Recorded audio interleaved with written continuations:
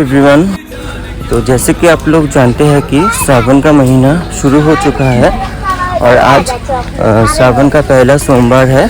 तो इस सोमवार को मैं और माँ same age last year Bhimashankar Dham में आया हूँ। ये धाम गुवाहाटी में पामुही के पास दक्षिणी हिल में स्थित है। मैंने ऑनलाइन उबेर बुक कर लिया था भीमाशंकर धाम तक पहुंचने के लिए। मैं और माँ बहुत अर्ली मॉर्निंग ही निकल चुके थे भीमाशंकर धाम जाने के लिए। अर्ली मॉर्निंग ज़्यादा जाम भी नहीं रहता है तो इसलिए हम लोग जल्दी पहुंच गए। और अगर आप लोग चाहते हैं तो बस पकड़ के भी जा सकते हैं। बस पकड़ने से आपको पहले गौचुक तिनियरी तक जाना पड़ेगा और वहाँ से आपको बैटरी टेम्पो या मैजिक मिल जाएगा जो आपको भीमाशंकर धाम तक ले जाएगा। भीमाशंकर धाम पहुंचने के बाद नीचे आपको दुकान मिल जाएगा जहां से आप लोग पूजा करने के लिए चीज़ें जैसे कि दिया, अगरबत्ती ये सब खरीद सकते हैं अगर बाई चांस आप लोगों ने नहीं लाया या भूल गया होगा तो।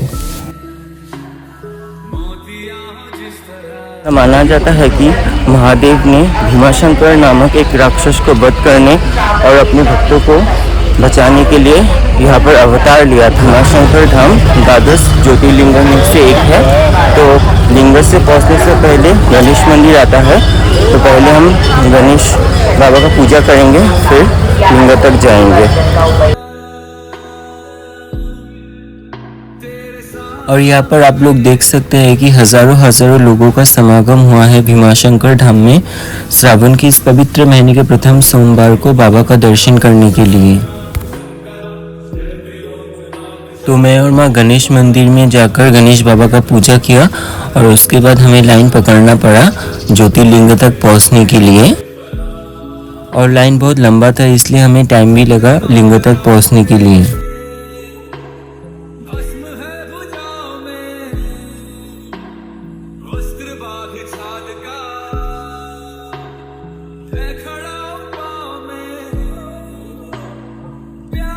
तो इस भीमाशंकर धाम के पीछे एक रहस्य है।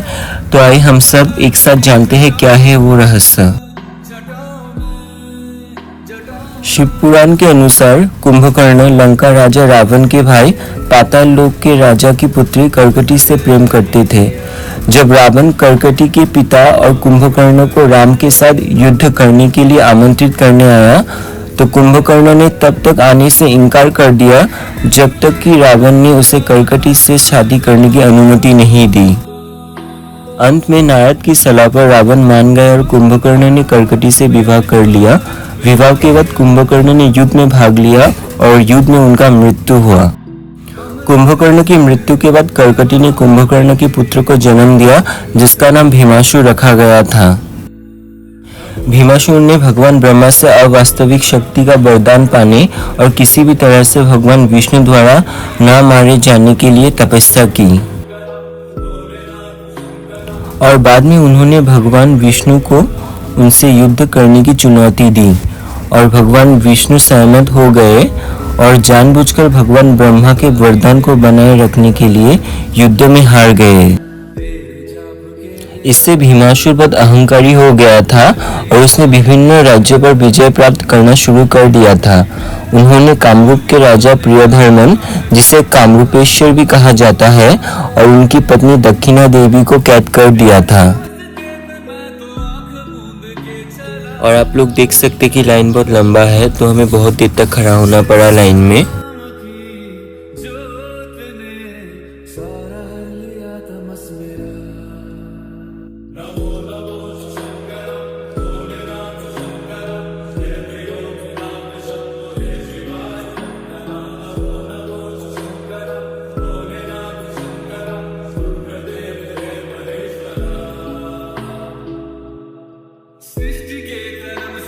और जब मैं लाइन में रुका था तो मुझे मेरे कुछ जान पहचान लोगों से भी मुलाकात हो गया था। तो वो लोग भी इस पवित्र श्रावण महीने के प्रथम सोमवार को भीमाशंकर धाम में बाबा का दर्शन करने के लिए आए हैं।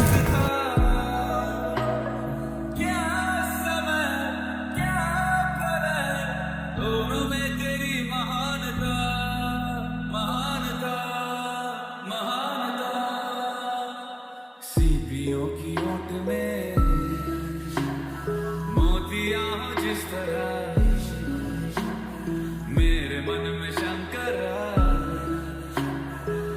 बहुत देर हो चुका है, हम लोग लाइन में रुके हुए हैं। तो लाइन बहुत लंबा है, देखते हैं कितना तक हम लोग पहुँचते हैं भीमाशंकर धाम में। और पहले तो गणेश बाबा का पूजा कर लिया हम लोगों ने, फिर उसके बाद हम लाइन में रुके हैं। आप लोग देख सकते हैं लाइन बहुत लंबा है। ये जगह गुवाहाटी से लगभग 13 किलोमीटर दूर है और यहाँ कोई मंदिर नहीं है। इसके बजाय शिवलिंग के चारों ओर एक पहाड़ी धारा है और कोई भी लिंग के ऊपर बहने वाले निरंतर पानी को देख सकता है। और आप लोग देख ही सकते हैं कि लिंग की ओर जाने वाली सड़क पहाड़ों, धारा और बांस के कांचों से बहुत सुंदर है।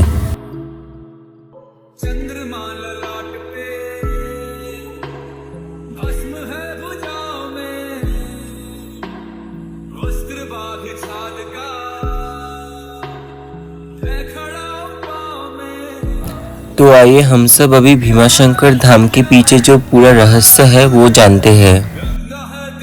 मैंने आप सभी को बताया था कि भीमासुर को भगवान ब्रह्मा से वरदान मिला था कि भगवान विष्णु उसे कभी नहीं मार सकता है, और इस तरह वो बहुत अहंकारी हो गया था और उसने विभिन्न राज्यों पर विजय प्राप्त करना शुरू कर दिया था। उन्होंने कामरूप के राजा कामरूपेश्वर और उनकी पत्नी दक्षिणा देवी को कैद किया था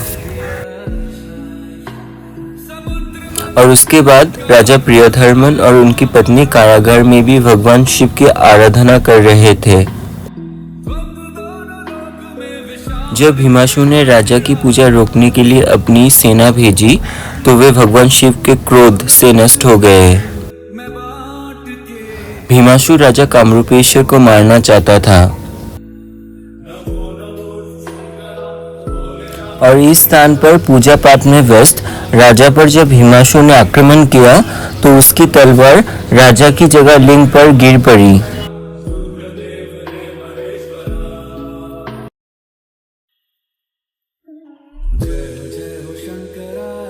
तुरंत भगवान शिव प्रकट हुए और भीमासुर का वध कर दिया।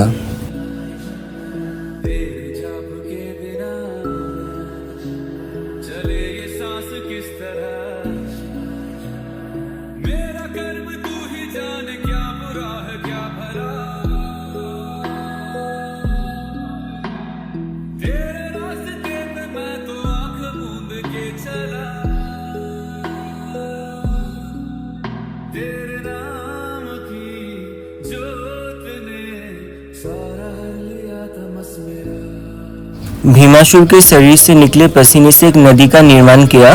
कहा जाता है कि वे वही भाप है जो अब ज्योतिर्लिंग के ऊपर बह रहा है।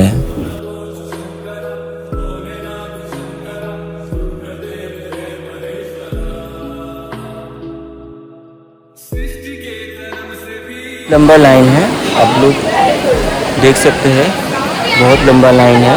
अभी तक मैं लिंगा तक नहीं पहुंच पाया हूँ भीमाशंकर धाम में। देखते हैं कितना देर तक पहुंच सकते हैं। अभी तक तो ऑलमोस्ट 2 आवर्स हो चुका है। Let's see. हर हर महादेव।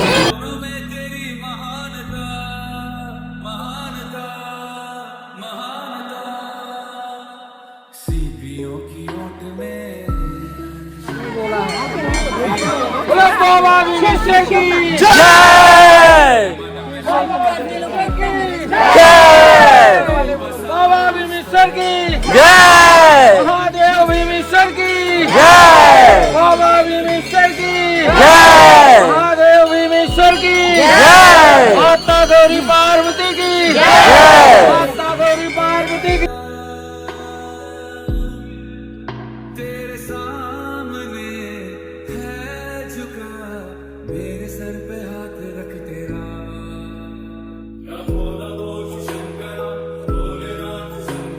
महादेव, हर हर महादेव, बम बम भोले, बम बम भोले, हर हर महादेव। जिस स्थान पर राजा भगवान शिव की पूजा कर रहे थे उसका नाम भीमेश्वर रखा गया था। देवताओं, ऋषियों और भक्तों के अनुरोध पर भगवान शिव भीमाशंकर के नाम से अंत काल तक निवास करने के लिए सहमत हुए इस जगह पर।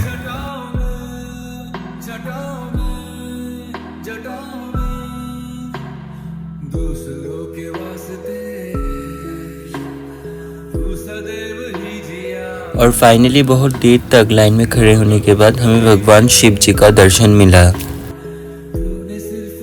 और इस स्थान पर आप जो पहाड़ देख रहे हैं वो कामरूप की रानी दक्षिणा देवी के नाम से ही रखा गया था।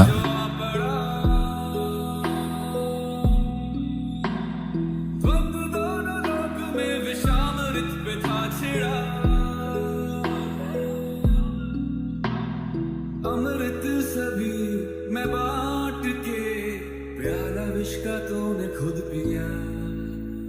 नमो नमो